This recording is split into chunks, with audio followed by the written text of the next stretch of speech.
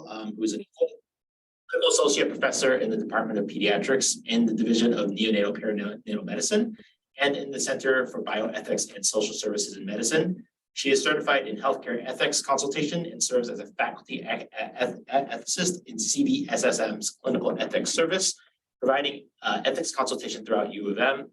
She also serves as the co-chief of the research ethics service and cares for critically ill neonates in the NICU at CS Met Hospital. She is the service chief for the neonatology service.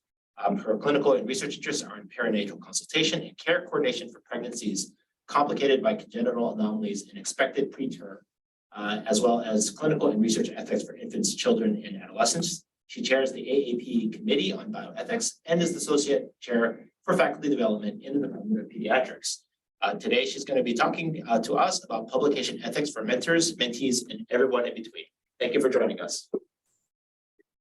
Well, hi, it's good to be here. I'm reflecting that I think the first time I met with the CHEAR group was during my interview in 2008 when I first came here. So it's good to be back in this virtual setting. And this talk really does kind of marry my loves of research ethics and career development stuff. And I sort of do versions of this talk in a lot of different settings because I think it speaks to a lot of different interests. Sorry, I'm not advancing. There. So I don't have any conflict of interest to disclose. I am going to point out that the NIH requires everyone with certain kinds of career development and training grants to have 8 hours of instruction. I guess technically this does not count because it's not in person, but I give versions of this talk for CHEAR. And so this is sort of a plug to remember to get those 8 hours. And if you need help getting that, I can point you to the right direction. And I think some people in this room have taken that course before. The other thing I'm going to do is just give a trigger warning because I'm going to say that some of the things I'm going to talk about tend to kind of rile people up. I think these sort of these things hit researchers where they hurt because they kind of get at sort of what's right versus what's the rule. And I say this a little bit tongue-in-cheek, but usually these are topics that kind of get people talking. And so in that vein, I'm going to say that I have a lot of slides and I would rather we talk about the things that are interesting to this group. This is more, a seminar format. So if you have questions, let's just take them as we go. And we can kind of meander a little. And I'm not bothered by that at all. If people want to just chime in with questions about what we're talking about. All right, so as a primer here, I'm going to say that, COVID-19 was a really fascinating time for ethics overall, and particularly for research ethics. I have whole talks on sort of clinical research ethics during COVID. And when you're a research ethics wonk, one of the things that's really enjoyable from a voyeuristic point of view is to go to this Retraction Watch website and look at papers that have been retracted and the sort of glorious reasons why. And they have a whole tab just on retracted COVID-19 papers. And so when I first made this slide deck a year or two ago, there were 62 at that point. And, this is a big deal. These were papers that got withdrawn not from, in some cases, really prestigious journals like Lancet and New England Journal. And people got hurt because of some of this. If you look at some of the flash therapies that we thought were going to be good for people and then weren't. And for example, in the case of hydroxychloroquine, where there are other people who actually needed that drug couldn't get it because it was being used for people with COVID. The implications of this were real. And you can imagine that the rate at which things were getting published during COVID, the incidence of this was really high. So just this morning, I reran this on Retraction Watch to see how many COVID paper retractions there are, and we're up to 303 in a couple of years. So this is real. And one thing that's important to note about retractions is that just because something's retracted doesn't mean it disappears. PubMed is better than it used to be about sort of showing you at the top that a paper has been retracted, but the number of citations does not go to ground when a paper gets retracted. In fact, they keep getting cited. And so this is, the retractions are really bad for science, they're bad for medicine, they're bad for trust in our profession. So I think there's reasons to worry about this. And retractions happen for a number of reasons, and we'll talk about some of them today. But I'm going to start by talking about open access and predatory pubs, because I think this is really high on everybody's minds, and there's some federal changes that are happening that are making this really relevant. So in August of last year, the Office of Science and Technology Policy issued this edict that effective sometime soon, potentially as soon as 2023, it's a little vague, federally funded research is going to be expected to be published in open access sources, full stop. That is a change from current policy and creates a number of questions, starting with why. The reason that is cited for this has to do with, I think I actually had it on the previous slide, but has to do with this idea that subscriptions to things are expensive. And there's this longstanding concern that the public pays for research in two ways. First, by funding the research, and then by the findings of that research being put behind a paywall. But then also that there's sort of inequity even sort of within the research community, because these subscriptions are expensive. And that there are sort of inequities in who has access to these publications, and that it should be a freer system of access. And I think this is laudable, but perhaps failed to consider some balancing measures here. And this is certainly, by the way, a big issue in global health research, and it's something I talk about in my global health research presentations as well. So this isn't entirely new. So folks who have done federally funded research know this already, but there are already requirements that federally funded research be made publicly available to the NIH via PubMed Central, but they within 3 months of publication, but then they offer for up to a 12-month embargo by the journal under this model. So the new regulation would do away with the embargo. One of the things that I find interesting and problematic about this new regulation is that the NIH also has guidance that's not that old that says to protect the credibility of published research, authors are encouraged to publish papers arising from NIH-funded research in reputable journals. So how we are going to square this circle of everything has to be open access and everything has to be in a reputable journal seems like a problem for our world of academic medicine. Do people know about this, or is this news to you that this regulation has come out? All right, I'll keep going, but chime in if you want. All right, so I'm going to talk a little bit about open access because I think that it is much maligned, a little misunderstood, but this is where it started. Open access did not start as a nefarious endeavor. However, it has gone really horribly wrong, and I think, as we all know from what's in our inboxes every day. And I encourage you to dig up this New York Times piece. So the world of sort of predatory, fraudulent academic stuff, it's not limited to publications. There are also these sort of fake academic conferences. And a tip-off to me is often when I look at who people claim is presenting at one of the academic conferences, and it's someone who sits next to me in my office suite, and I'm like, hey, are you presenting at this talk? And they're just like, no, I don't know anything about it. So this is real, this is everywhere, and it's not that hard to be fooled. But the history of this is interesting. So there's this guy, this librarian named Beale, who kind of put his whole career on the line looking at this and looking at what predatory publishers do. And so this divide comes with the internet, with the development of the World Wide Web, right? When suddenly journals become available online as opposed to only in print. So that says description, should say subscription, but it used to be that you had to go to libraries where the journals physically were. I mean, I'm sure some people in the room remember doing this. I remember doing this. But as a wave of academic researchers were sort of moving towards tenure and publishing a lot and publishing in more and more fields, and the US and Canadian dollars were weak relative to European currency, which matters because some of the big publishing enterprises are European. Libraries around the country started saying, we're not going to subscribe to all of these things, and there were these big cancellation projects. And there was this move to democratize this by these open access heroes, and they issued these statements and called for open access repositories. And this didn't come from a desire to prey on people desperate for tenure.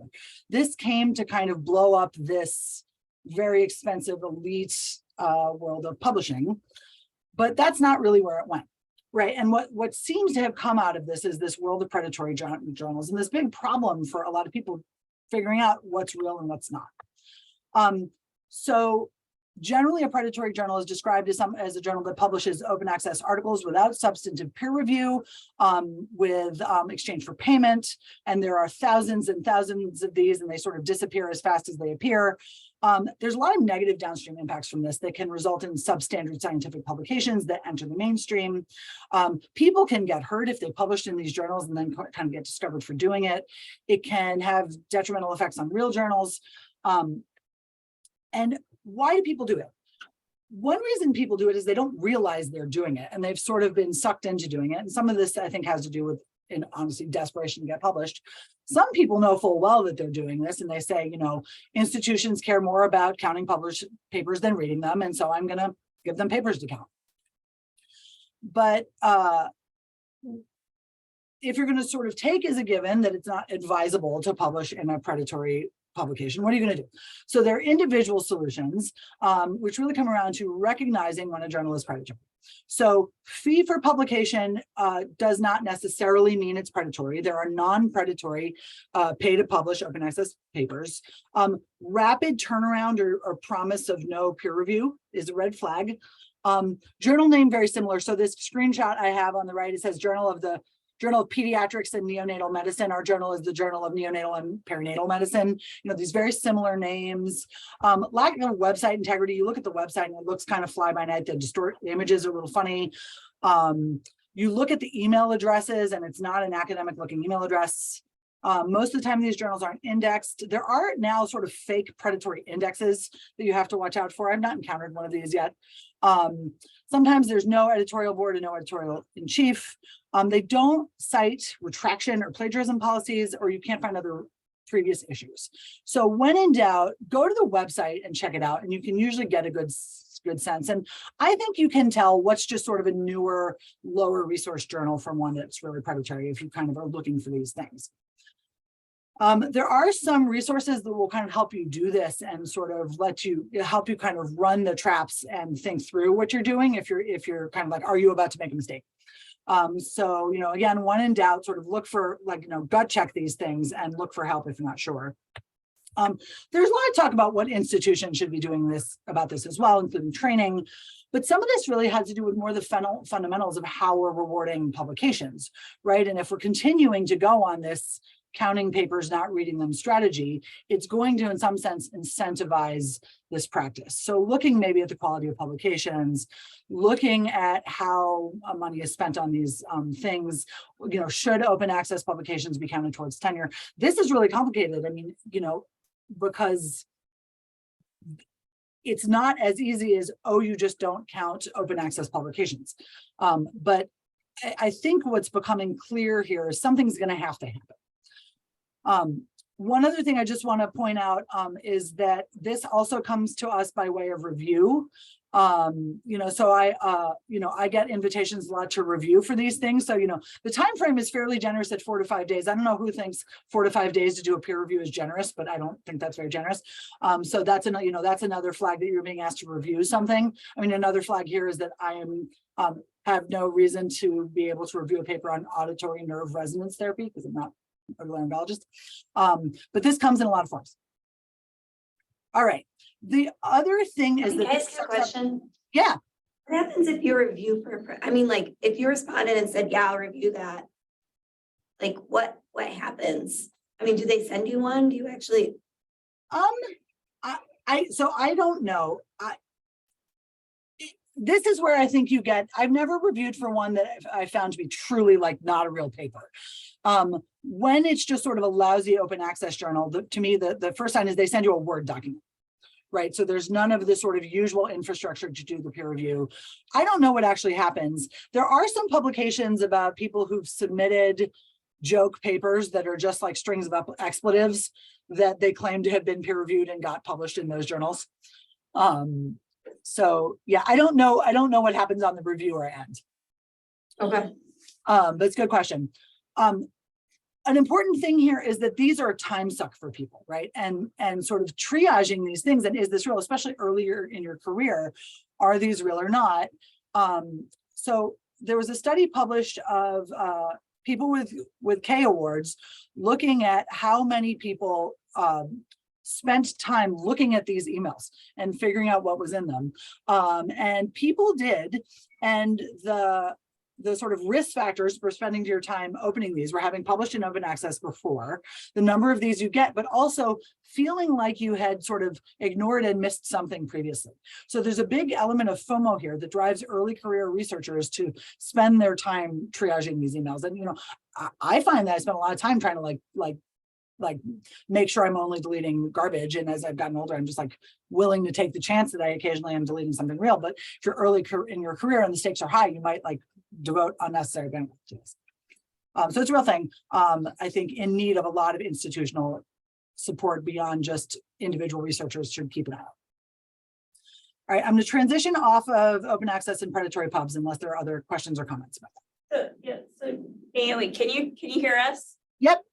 Hi, it's Lisa. So I just wanted to add there's also kind of a middle ground of these gray journals that they're predatory, but they're still doing some peer review.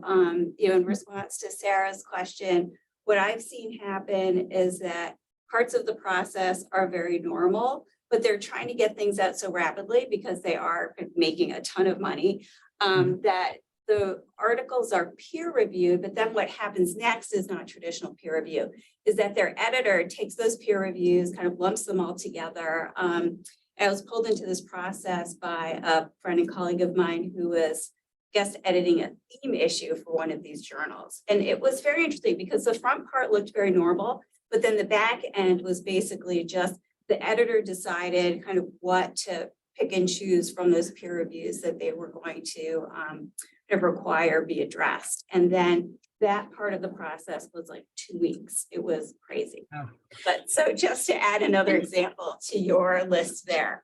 Yeah, and two things about that. One, I mean, I agree. I think that's a lot of what it is. I think that, you know, most of these are not going to be totally fake, but there's something like that. And, you know, the requirements, at least on the clinical track now for promotion, are some element of peer review, and that might meet that bar. The other thing is, yeah, I'm getting a lot of these now about editing issues like this. I think is another, you know, it sort of, it comes to our inboxes through every step of the process. David. Thanks, Naomi. So a colleague of mine, a co-author on a paper that we submitted, he got pulled into what I would say is a predatory journal. And do you have any experience in how that site can be forced to remove something? They used a journal name that matched a true journal. They did everything to hide the fact that they are not the real deal. And but once it happens, what advice do you give people on steps to have it removed so you can publish in a credible journal? It's really hard. I have not encountered someone doing this, but the issue is all of the regulatory, all of the legal bite behind this has to do with the government funding. Right. So my guess is your best avenue for doing that, to be fighting that fight, is if it's a publication that comes out of NIH money. Because then, you know, on some level, like the NIH is invested in getting the research they funded in the right place. I haven't seen anyone do that, but there's not a lot of recourse because outside of government funding, it's not regulated really. And these are cagey enterprises that often run out of other countries. And so I think it's very hard to get it back. So I can look a little more about what the recourse is, but I think the real answer is there's not much, you know, and that New York Times piece from 2016 talked about a lot, that people sort of submitted their work to fake conferences and traveled to kind of what turned out to be bogus conferences. There's a lot to lose for the individual. I mean, this is why I think institutions are looking at this more, because people lose a lot of, you know, time, money, and feelings in these worthless endeavors. That's not a very satisfying answer, but I mean, the reality is there's not a lot of recourse. Well, the issue is copyright, and there's somebody who has fallen into the trap. Yeah. Can they still publish that paper? Yeah, I mean, so here's the thing. On the one hand, I think that copyright is nobody's surveilling for copyright infractions except potentially the journal, right? So I think it's unlikely that the initial publication has the wherewithal to go after you to enforce the copyright. However, if you try to publish it again, and they're using plagiarism detection software, they're going to find it and they're not going to want to touch it. Right. So a real journal is going to say, we're not going near this because it's published somewhere else. And so once you sign over that copyright, I think unless it's just there was no, I should add, like, they didn't even ask for copyright signatures. Right. So if you didn't hand it over and Right. you can convince someone else that you still own the copyright. But again, you have to get the other journal to like want to bother with that. And I think the chance that they're going to want to is low. All right. Yes, this is not an uplifting topic, I'm afraid. All right, so we're gonna move on to some other stuff. And some just sort of like basics of research ethics just to start when it has to do with the integrity component. So this isn't about human subjects participation. But so, don't steal stuff, don't change stuff, don't make stuff up, is the sort of general gist here. And then also sort of coming out of all those retractions out of COVID, you're responsible for your own stuff. And a lot of those retractions during COVID had to do with people building their research off of data sets that they hadn't created and hadn't vetted well enough. And so once you're basing your work off of some data set or some set of results, it's kind of on you. And if that stuff was bunk, you're in trouble. So we're not going to talk a lot about these because it's a whole other issue, but falsification is where you change stuff. A lot of the Wakefield vaccine things had to do with falsification. Fabrication is where you just create things. That Wakefield also did that. And plagiarism was where you steal stuff. And stealing stuff comes in a number of forms. And we'll talk about that in a minute. But one thing that's important here, because people start to panic about this, particularly the plagiarism and what if I didn't know, you don't go to jail for this unless you defrauded a federal agency. So retractions are bad for your career. They can get you fired, sort of allegations of lack of integrity in your research can get you fired, but defrauding the NIH or sort of reckless behavior on the NIH's dime potentially gets you jail time, but you have to have significantly departed from accepted practices. You have to have known you were doing it. And it has to be that, you either knew the rules or should have known the rules. And it has to be really clear that you did it. And there's a 6-year time limit. So generally speaking, people who do really, really egregious things go down for this. And there's a bunch of, so when you think about plagiarism, intentional plagiarism is where you take something that you know isn't just yours and pawn it off as yours. Most of the time, the things you're going to encounter in your work, in your supervision of other people's work, are not going to be this. They're going to be something on the spectrum of unintentional, usually in the world of non-attribution, which has to do with incorrectly citing stuff in a variety of ways, not using quotations the right way, not citing stuff quite the right way. Sometimes this gets down to things that are as subtle as you didn't cite the original source material, you cited the review article that cited the source material. That sort of like falls into the non-attribution thing, where it gets to be actually fairly easy to do.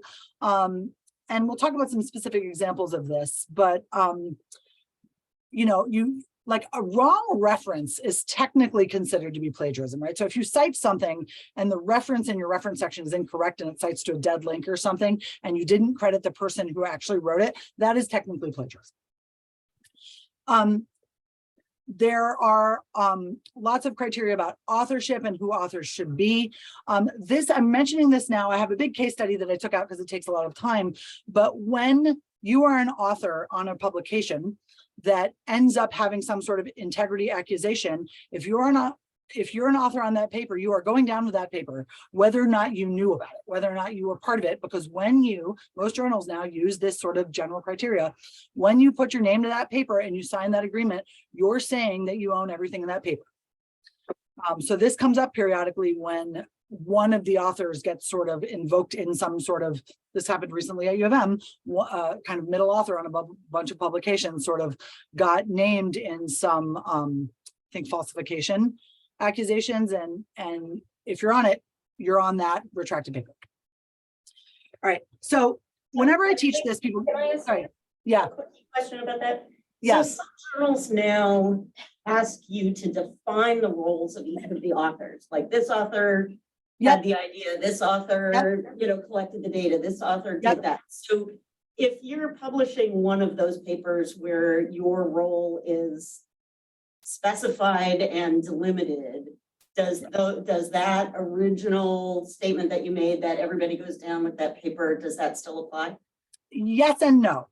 So all of those claims of like, I did this, I did that, end with, and I approve of the manuscript as written. And so if the claim is, but like, how could you possibly have known, you know, because as you get into these really specialized skill sets, right? How could you possibly have known, you know, like if you're the stats person and some very specific lab methods person did something that you don't even know how to do, how could you possibly have known? In terms of the subsequent ramifications to you, are you going to get in trouble with your work? Are you going to get in trouble with the NIH? You probably can mount a case at that point, but you've still got a retraction with your name on it, right? So it depends a little bit, but you know, when you look at sort of what people say is, I only did this, I don't take responsibility for the paper. And there is this, I mean, you do say, I approve of the paper as written. But yeah, you can't actually, right? This is tough because they're going to be in these very technical cases. There are going to be situations where you can't actually verify all of the things. I think where it's harder is like, do you have to look at every reference, right? I think most people, when you're middle author on a paper, don't check every single reference, right? I don't do that. And sometimes this really, you really are hedging that everybody did their part correctly.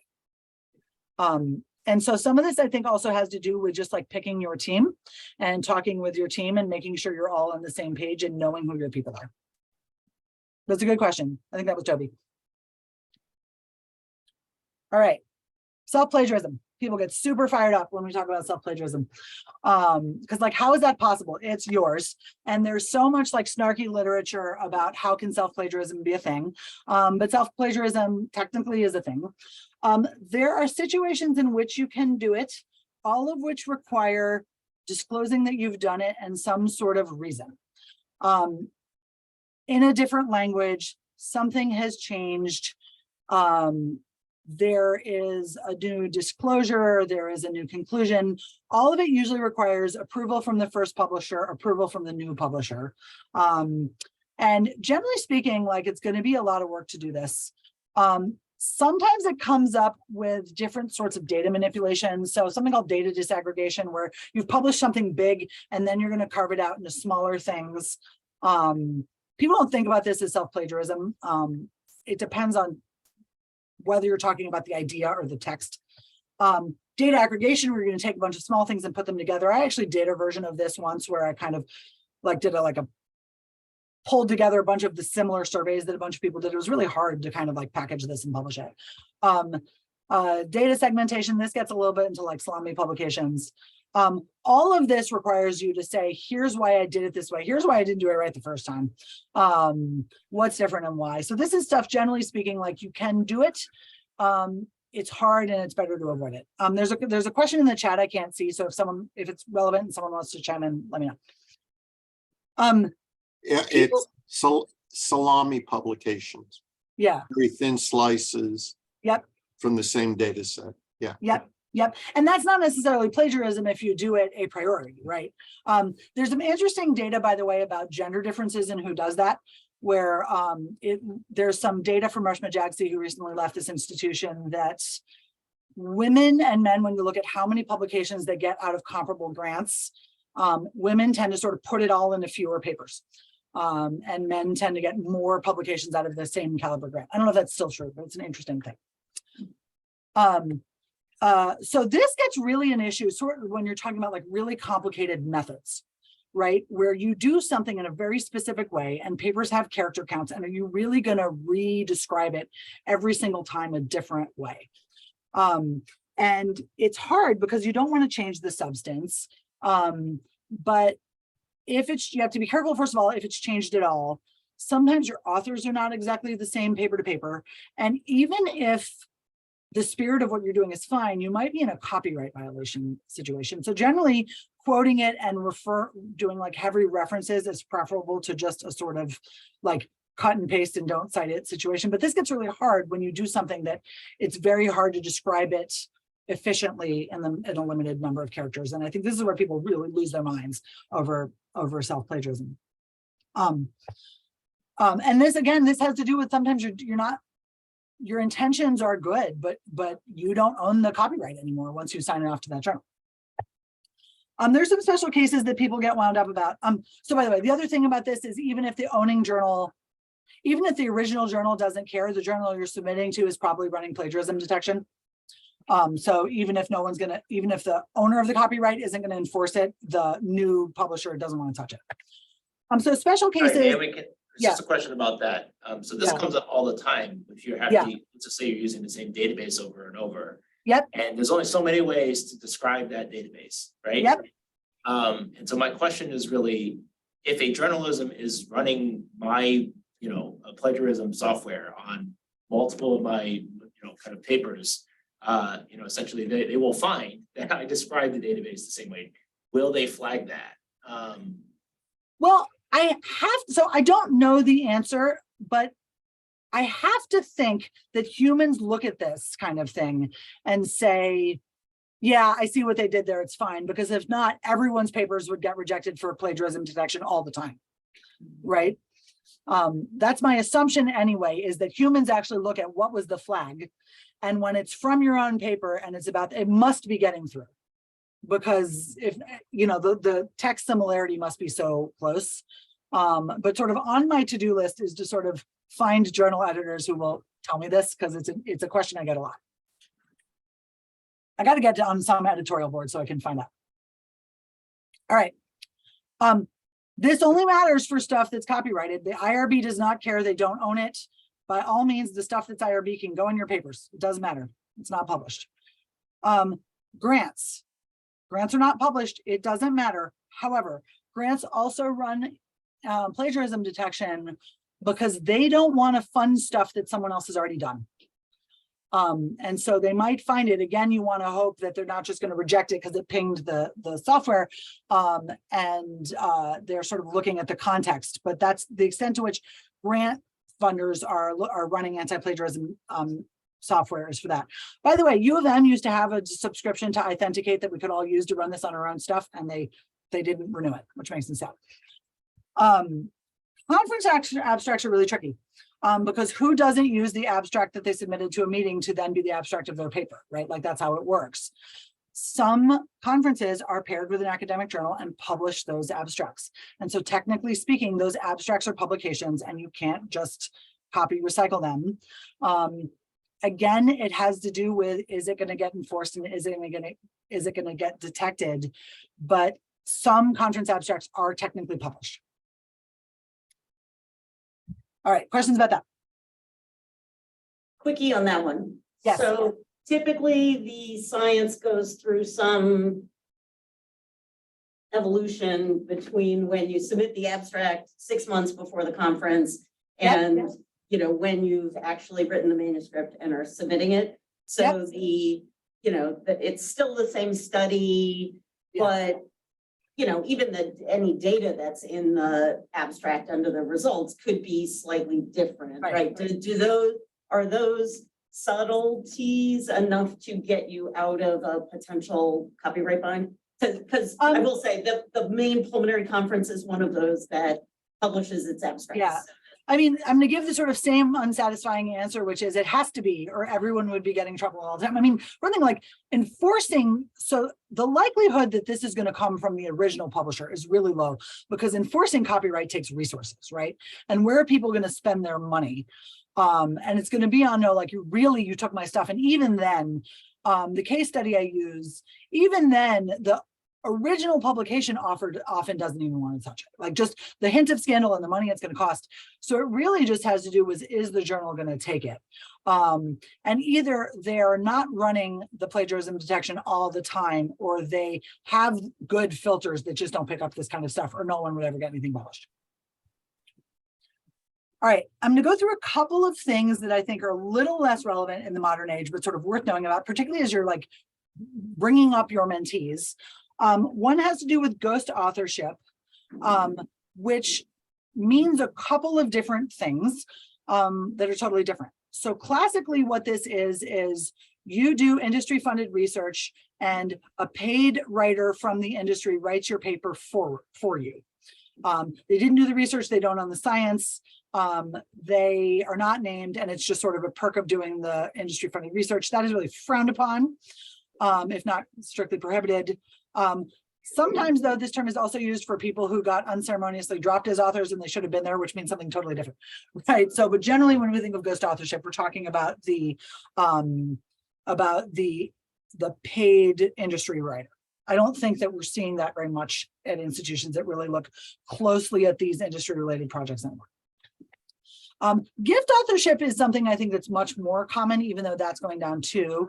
And this is what I think of as like the backsheesh sort of thing where like, I owe you one, so I'm putting you on my paper. Often this goes to senior people. This is done out of sort of deference to the senior person, or because you think that having them on your paper is going to make it more favorably reviewed. This, I think, when you think about sponsorship and when you think about, especially in the tenure track, the importance of senior authorship, if you're going to die on the hill, to me, die on this one. Like, we don't do this anymore. So most of the time, this is sort of well-intended. It's a little like, I'll put you on your papers and you put me on, I'll put you on my papers and you put me on yours, or it's not worth fighting about this and I don't really think you did the work, but you know, like, I just don't want to do battle with you about it. So usually it comes from a good place, but it sort of, if you think about like the race to publish a lot of papers, it kind of stacks the deck. And on the whole, it is actually decreasing in prevalence over time. So ghost authorship is going down faster though. And one thing that's sort of not entirely surprising is that the incidence of honorary authorship is associated with more authors on the paper. Shocker. So this is something I think to really look at and really look at those ICJME criteria and sort of what does it take to really be on that paper. So I have some collaborators who actually have everyone attest that they have done something that they feel gets them on the paper. And, you know, that you're relying on people's goodwill. But I think this is an area that, you know, early in my career, I was a middle author on papers that, you know, it would have been really helpful for me to be senior author on. And the senior author was someone who really didn't do anything, but was sort of there as like the head of the thing. And so I think, especially for the senior people, I think looking at this, and if you're already a professor and you don't need to be a senior author anymore, think about who on your author list does and is really putting in that sweat equity. Because the other thing is, it really stinks to do a lot of work on a paper as a middle author, right? And sort of not get that sort of like first or senior authorship that you need to advance. And so I think looking at all of that prospectively can be really important. And sort of thinking about who the authors are going to be and how you're setting that up. And doing that at the front end is always better than working at that out after the fact, is something that I will say over and over and over again. Okay. Okay, so plagiarism among authorship disputes. Authorship disputes are sort of this idea where like either the paper's already out or it's in the process of getting published and there's some sort of disagreement about who should have been where. So plagiarism is you stole it, and that can be ideas, that can be words, that can sort of, you know, figures, a lot of different things. And authorship just has to do with these, it's usually people who at some point collaborated. And this can get really ugly. People leave institutions over this, and there are, you know, and so again, talking up front about author order, who's doing what, making decisions about what this is going to look like and what the roles are is my best advice on how to do this. If it's getting out of hand, there are some mechanisms. So you can actually call the Research Ethics Consultation Service, which is Kate Spector-Baghdadi and myself and a group of people who will kind of help you with this. There is actually also like a 3-faculty panel within the institution that will sort of arbitrate these disputes, arbiter these disputes. The journals want nothing to do with it. And if that journal is in press, that paper's in press or already publishes and you're duking it out, what they're probably going to say is get this paper off my desk. Like, they're not going to help you. So work this out before it's in press or published. Questions about that? So I just, Naomi, I wonder if you, what your thoughts are on MOUs or formal written agreements. Because in some of the large, multi-institution projects that I've been a part of, we will actually use a formal MOU at the start of the project to delineate kind of who's likely to be an author, who's not, and then to be really clear about who's the final decision-making authority. And usually it's either the PI or kind of 2 or 3 of the lead researchers will be the team that makes any final decisions. And, so I've used formal MOUs where we've had everybody sign it, where we anticipated that there could be some disputes along the way, because, when you have really large authorship teams of more than 10 people, often that will happen. Other times we've used kind of a less formal approach where we've circulated in writing kind of what we plan to do so that it is, everyone is literally on the same page. And I do find that that really kind of heads off a lot of these issues at the back end. So curious to hear your thoughts on that. Yeah, I have not seen that in my own work, but I think it's a good idea. And when you say final decisions on the PI, do you mean on the content of the paper or on the authors and Authorship. This is all about authorship. Yeah. Yeah, I think it's a good idea. And I think that particularly as, our ability to collaborate across continents and, the number of times now, I think we write papers with people we've never met, right? And I think that having this be really clear and explicit is a good idea. And again, part of the reason I titled this talk the way I do is I think we have an obligation to teach this and to model this and to show that. So I think those agreements, whether they're formal or not, really are important. One other thing about this, especially on that, but let's put this person on to sort of curry favor, is where people start talking about the idea of double-blinded review instead of single-blinded review, and sort of what are the benefits of blinding the reviewers to the authors. It's kind of a pain to do it, and to scrub your paper of sort of identifiers, but I actually got asked to review one for pediatrics recently. So for pediatrics now, the authors who submitted can request a double-blinded review, which I hadn't seen before. So I just got asked to review one that way. And that's one way that's thought to sort of deal with this thing of choosing your authors strategically to sort of get the ritzy person to get your publication. There's also some really interesting writing about this on the global scale and the importance of really looking at your international collaborators and authorship for them and sort of stepwise elevation of your especially if you're working with collaborators in low resource settings, sort of how to structure their movement up towards more senior author or first author positions. And also what to do about some of the ICJME requirements if you are working with authors who have limited English proficiency and the paper's getting written in English. And how can they attest to authorship if they aren't fluent in the language that the paper's in. And there's been some interesting and innovative ideas suggested on how to address that problem in a better way than just not having them as authors. So that's a kind of a whole other talk, but it's an interesting area of new inquiry, I would say. So I'm aware of the time. I can stop now and take more discussion, or what I have sort of left on the docket is stuff about sort of citation stacking and peer review. What would you guys like me to do? Oh, could I ask? Really? I'm sorry. Go ahead. Yeah, but can you comment really briefly on just your preliminary thoughts on the chatbot authorship issue? So you're the second person to ask me that in 2 weeks, and I don't have an answer yet. It's like what I can say is, I don't know, but I need to I need to delve into that because that is the next frontier, right? So that's a totally unsatisfying answer, but you're not the only person asking it. Fair enough. Thank you. So Naomi, I have a question about corporate authorship, where you're part of a large network and you have the named authors in the byline, and then all of the others that have contributed in some way go under corporate authorship, and they can be identified through PubMed searches. Yep. Regarding junior faculty, how should they think about that? Yeah, it's a great question. And, I'm on the clinical track promotions committee. So this also comes up a lot that way. We also, in some cases that's referred to as team science. It also comes up. So, so the American Academy of Pediatrics has policy statements, and the members of the committee are listed similarly. So those statements come up in my PubMed, even though I'm not a named author. So and there was this promise that institutions were going to figure out what to do about this and figure out what to do with team science.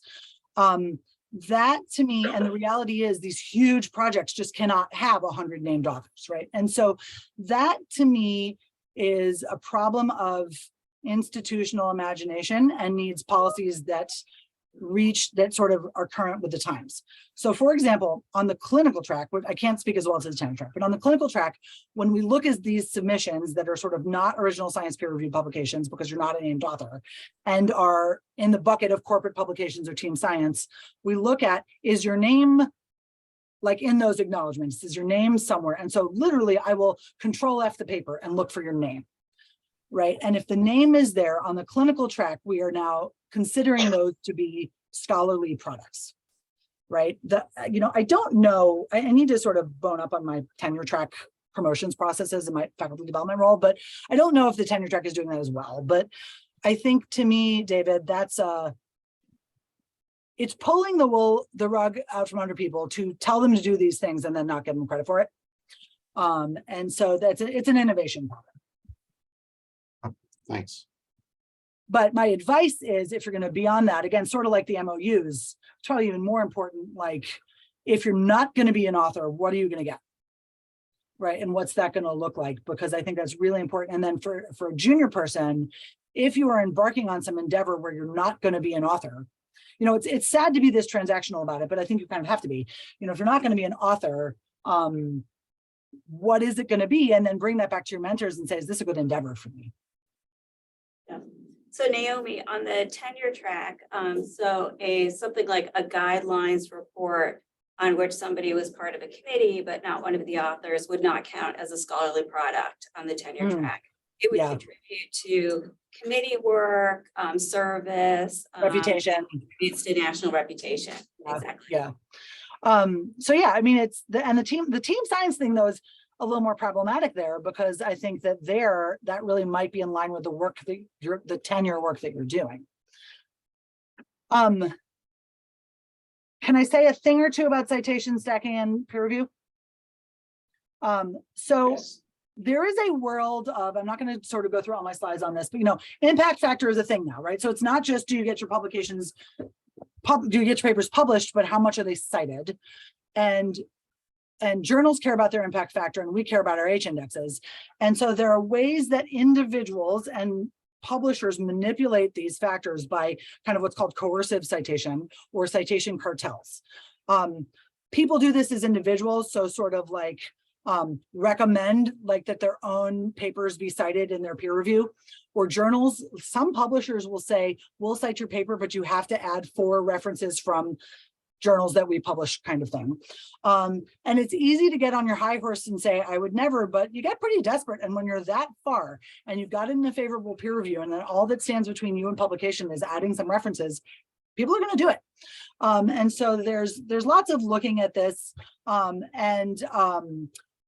Citation manipulation is getting a lot of negative attention. And also like bogus citation is also a thing. So just sort of kind of like fraudulently alleged citations. Peer review, I'm not going to have sort of time to talk about this in depth, but what I'll say about it is that we don't teach people how to do it. And, people come out of their fellowship training and enter academic jobs, and these peer reviews start showing up on their desks and they don't get taught how to do it. And I think that's unfortunate. And journals are getting more aware of this, and I think are very willing to have you do a peer review with a fellow or an early career faculty mentee, but do it above board and tell them that you're doing it. One is because you are not allowed to show that paper to someone otherwise, but 2 is it gets that person's name in their system, gets them sent papers on their own, and sort of helps them start to build that reputation.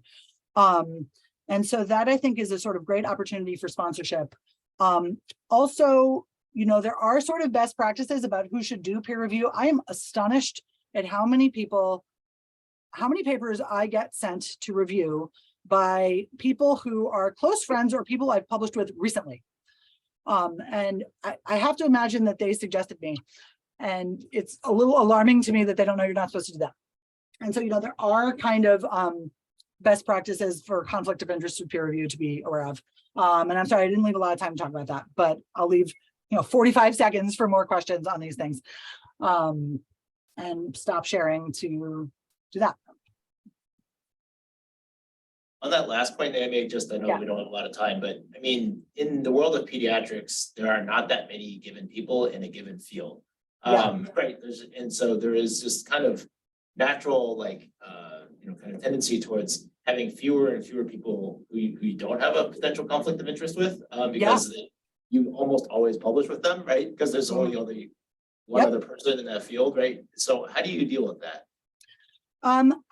So one is the blinding, right? So that's one sort of systematic way to do it, is to move towards blinded review. This is where I refer to junior colleagues a lot. So there are not a lot of established people in the field. I mean, I work in neonatal ethics, there's like 20 of us, so it's true, but I think, and also just being creative about who's the right reviewer and what expertise do they really need, I think is the other way to think about that. But the other thing to do, I've occasionally done, like once in a blue moon, I have agreed to review something and then realized, like once I opened it, that like buried in the middle was some author that I felt conflicted with. And I've just written to the editor and said, hey, I need to disclose that I recently published with this person. And the editor's like, yeah, thanks for telling me, please review it anyway. That's another way to deal with it. But yeah, I agree, the small world, I mean, it's the same thing with the arm's length letters, right? It's really hard to find these people.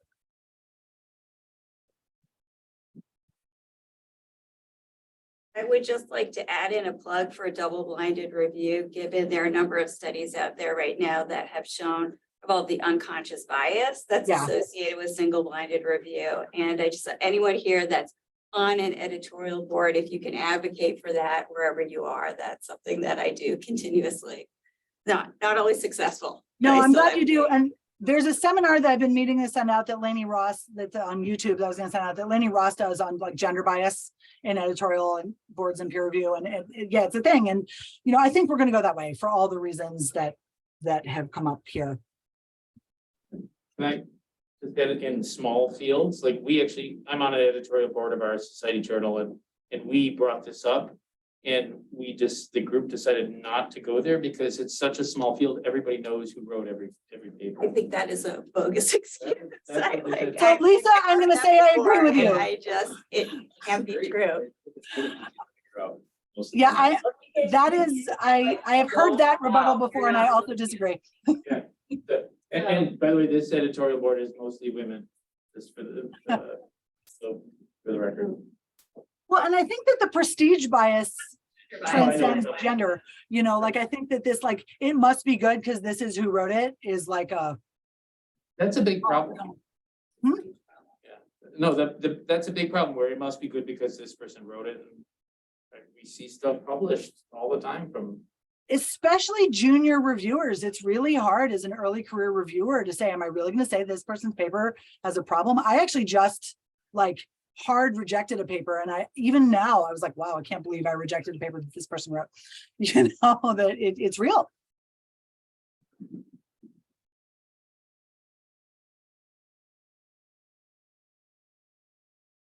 Okay, well, thank you so much for coming and talking with us. It's a very interesting topic. Sure, Thanks for having me. I hope it was helpful.